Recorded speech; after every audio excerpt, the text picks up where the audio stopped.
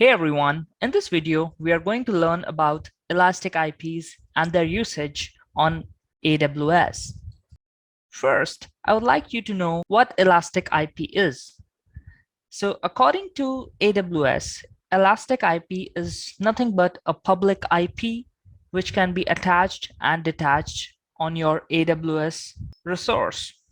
In order to demonstrate this, I've created a EC2 machine without a public IP on it. As you can see, this server does not have any public IP on it.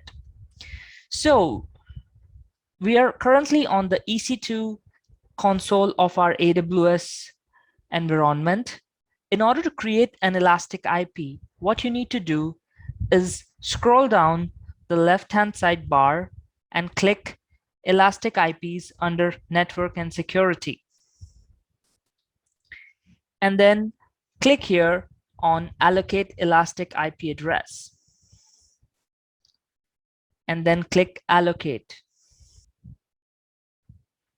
Once you have the Elastic IP available here, click on Actions and click Associate Elastic IP Address. Then click on the Amazon resource where you want to associate this Elastic IP. I'm going to select Mumbai VPC server and then click Associate. And I will head back to my instances and refresh my screen here. And as I see, the IP has been attached on my EC2 machine. I'm going to quickly copy this Elastic IP from here and then SSH onto this machine.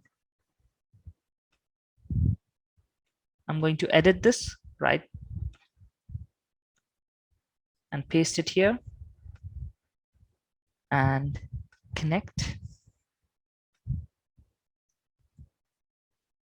And I'm going to run a command to grep the public IP of this machine. So the command is curl ifconfig.me. And as you can see, it displays my Elastic IP here. Now we'll head back to our AWS account and go on Elastic IPs, and we are going to disassociate this public IP from our EC2 machine by clicking on Actions and click Disassociate. Post disassociating your Elastic IP address, you need to release it to make sure the IP gets erased from your instance as well. We are going to refresh this and check that the instance is again not associated with any public IP.